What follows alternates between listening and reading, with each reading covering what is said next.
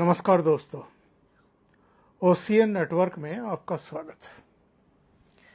खबर ये आ रही है कि मुर्मू ने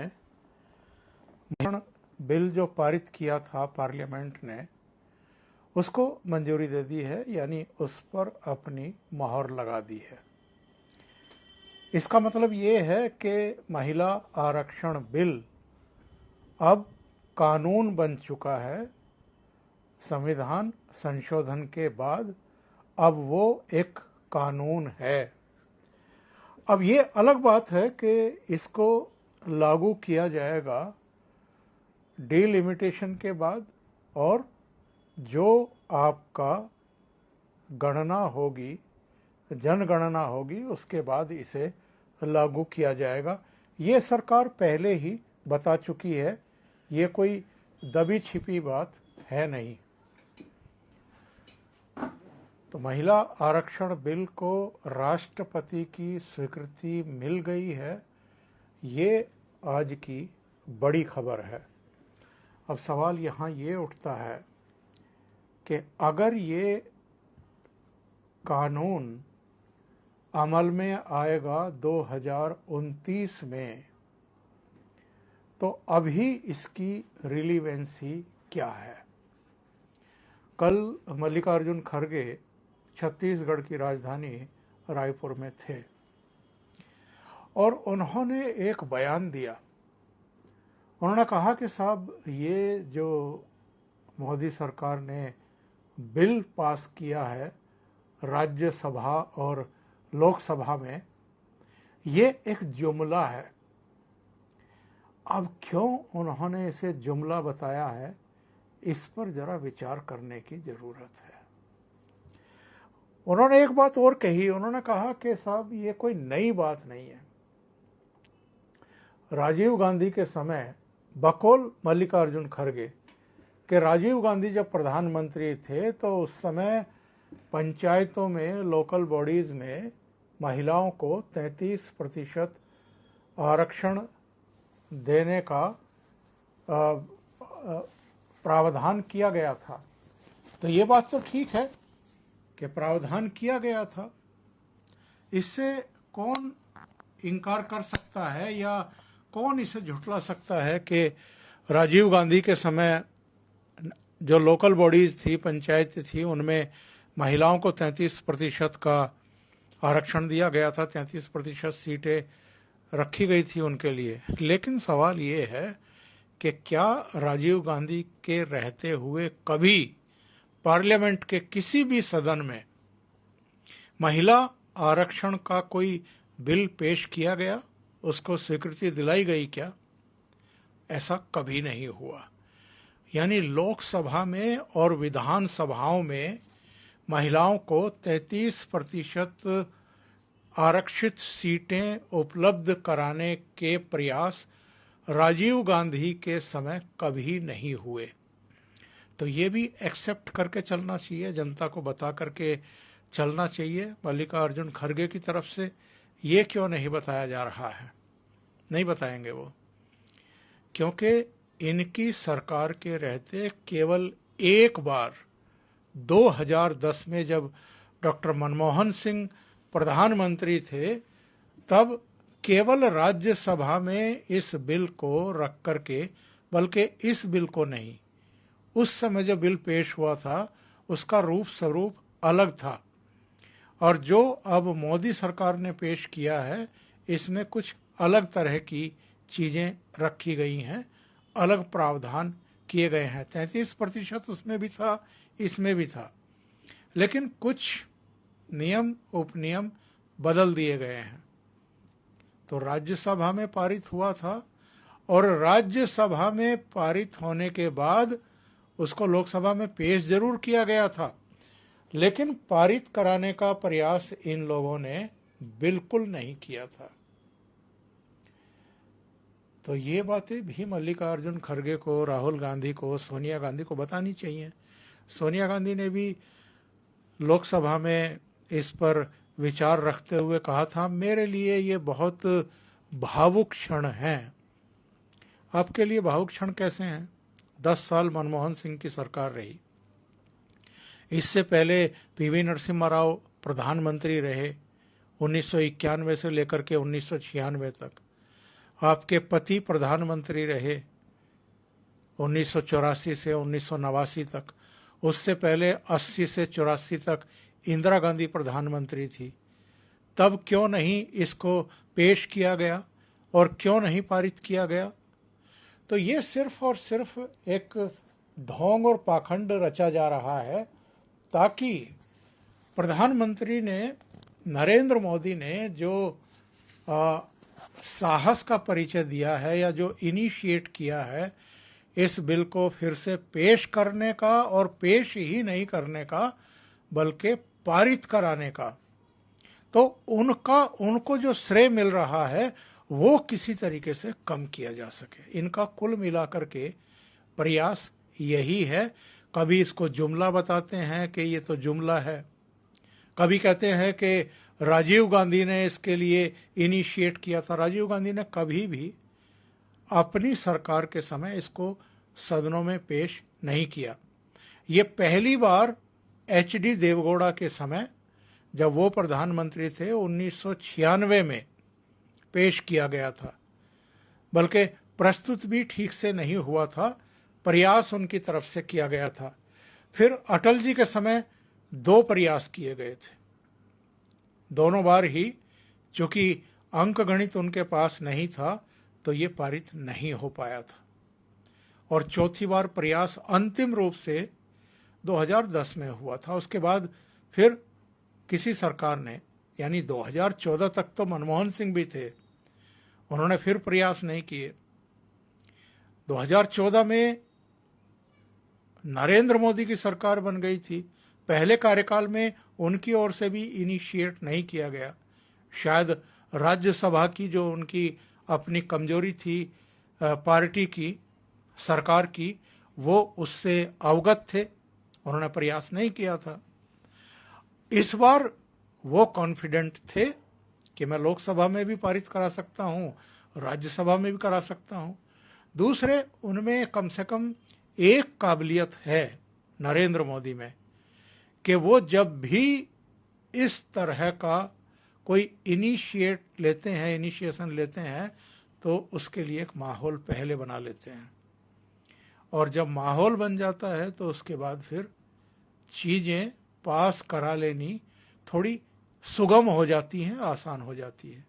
वही इस बार उन्होंने किया। पहले एक वातावरण बनाया, उसके बाद विशेष सत्र बुलाया 5 दिन का। हालांकि 4 दिन में ही वो समाप्त हो गया क्योंकि महिला आरक्षण बिल पास हो गया था, तो उसके बाद उसको जारी रखने का कोई औचित्य नहीं था। नई पार्लियामेंट में प्रवेश भी करना था, नई पार्लियामेंट की एक अच्छी शुरुआत भी करनी थी, तो क्यों ना किसी नेक काम से की जाए और ऐतिहासिक बिल पेश करके की जाए। तो गणेश चतुर्थी को 19 सितंबर को नई पार्लियामेंट में प्रवेश हुआ और उसी दिन बिल भी प्रोड्यूस कर दिया गया। लोकसभा में पहले पारित हुआ, अगले दिन चर्चा हुई, शाम तक पारित हो गया। फिर इसको 21 तारीख को राज्यसभा में पेश किया गया।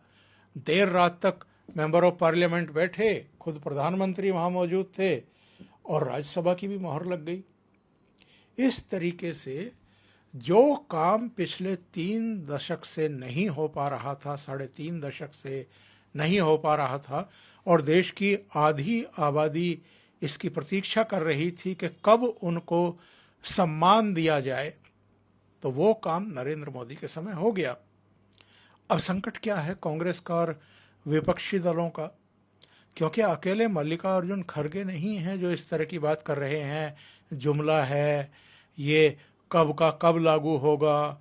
राहुल गांधी ने भी पिछले दिनों कहा कि ये तो 2034 में जाकर के लागू होगा, यानी 10 साल बाद जाकर के लागू होगा। ये सरकार की तरफ से कभी नहीं कहा गया कि ये 2034 में लागू होगा। सरकार ने कहा कि हमारी मजबूरी है कि जब तक जनगणना ना हो जाए, जब तक डिलिमिटेशन का काम पूरा ना हो जाए, तब तक इसको हम संवैधानिक रूप से लागू नहीं कर सकते, क्योंकि जब तक आपको ये पता ना हो कि किस लोकसभा क्षेत्र में कितने मतदाता पुरुष कितने महिला हैं, या अगर आपको दूसरे पैरामीटर्स देखने हैं, तो जब वो उसके आंकड़े जब तक सामने ना आ जाएं तब तक इसको लागू कैसे कर सकते हैं। लेकिन ये लोग चाहते थे कि बस अभी हम चाह रहे हैं तो इसे अभी घोषित कर दिया जाए, लागू कर दिया जाए। और इसके पीछे इनकी मानसिकता क्या थी? इनकी मानसिकता ये थी कि आधी अधूरी तैयारी के साथ अगर झोंक में आकर के, उकसावे में आकर के मोदी सरकार इसे लागू कर देती है 2024 के लोकसभा चुनाव में, बल्कि ये तो कह रहे थे कि अभी जो 5 राज्यों के चुनाव होने वाले हैं, मिजोरम, तेलंगाना, राजस्थान, मध्य प्रदेश, छत्तीसगढ़ में, इनमें भी लागू कर दो। यानी ये चाहते थे कि सरकार इसे लागू करने का ऐलान करे और ये जैसे हमेशा करते हैं, किसी भी मामले में रोड़ा बनने के लिए, बाधक बनने के लिए सुप्रीम कोर्ट का दरवाजा खटखटा दो, 10, 20, 50 याचिकाएं लगवा दो और उसके बाद इसको लिंगर ऑन कर दो। यानी जो नियत इनकी पहले थी कि महिलाओं को आरक्षण देना नहीं है, बस शो करना है कि हम आरक्षण देना चाहते हैं, वही खेल आगे भी चलता रहे। तो इस बार चूंकि प्रधानमंत्री पद पर नरेंद्र मोदी हैं और वो बहुत सोच समझ करके ही कोई फैसला करते हैं, तो वो इनके झांसे में आने वाले थे नहीं आए। बिल पारित कराया दोनों सदनों से, बहुत अच्छे तरीके से हुआ।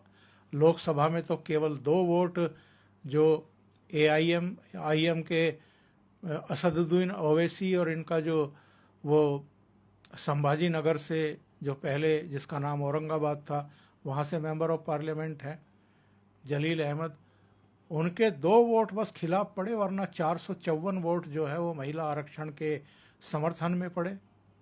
राज्यसभा में तो 100% लोगों ने महिला आरक्षण के पक्ष में वोटिंग की। यानी ऐसा वातावरण क्रिएट कर दिया गया था कि कोई इसके विरोध में जा ही नहीं सकता था। और ये कांग्रेस समेत तमाम विपक्षी दल समझ चुके थे कि हमने अगर इसका अब अपोज किया तो बहुत बड़ा खामियाजा भुगतना पड़ेगा, पार्लियामेंट के चुनाव में भी और आने वाले विधानसभा चुनाव में भी। अब 5 राज्यों के चुनाव की घोषणा किसी भी समय हो सकती है और जाहिर है अगर नरेंद्र मोदी के नेतृत्व में उनकी सरकार ने महिलाओं को 33% सीटें आरक्षित करने का इनिशिएट किया है, पहल की है, तो इन 5 राज्यों के चुनाव में भी उसको कहीं ना कहीं इसका लाभ मिलेगा। 2024 के लोकसभा चुनाव में भी उसको महिलाओं का समर्थन मिलेगा। और इन्हीं चीजों से एक्चुअल में कांग्रेस और जो दूसरी पॉलिटिकल पार्टियां हैं वो घबराई हुई हैं और इसको जुमला बताने की कोशिश कर रही हैं। ये बात ठीक है, ये तो मोदी सरकार ने भी नहीं छिपाया कि इसको हम अभी तुरंत लागू नहीं कर रहे हैं, ये 2029 में जाकर के लागू होगा, तो कोई हिडन मामला तो है नहीं। इसलिए इनमें घबराहट है कि इसका पूरा श्रेय नरेंद्र मोदी को ना मिल जाए, उनकी सरकार को ना मिल जाए। इसलिए मल्लिकार्जुन खड़गे साहब कह रहे हैं कि राजीव गांधी ने इनिशिएट किया था। अरे राजीव गांधी ने लोकल बॉडीज में इनिशिएट किया था और दिया था, लोकसभा और विधानसभाओं में नहीं दिया था। तो झूठ बोल रहे हैं, लोगों को भ्रमित कर रहे हैं और इसका श्रेय नरेंद्र मोदी की सरकार को ना मिल जाए इसकी कोशिश कर रहे हैं। पर राष्ट्रपति की मोहर लग चुकी है, अब ये कानून बन चुका है, औपचारिकताएं कुछ शेष हैं, नियमावली बननी है, बन जाएंगी।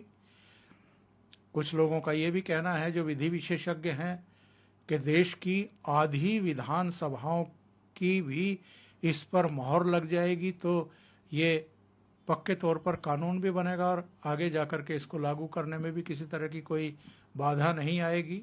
अब ये कितना सच है कितना गलत है ये तो आने वाला समय बताएगा। लेकिन अब महिला आरक्षण बिल को राष्ट्रपति की स्वीकृति मिलने के बाद ये कानून बन चुका है। तो अभी के लिए इतना ही। बहुत बहुत धन्यवाद।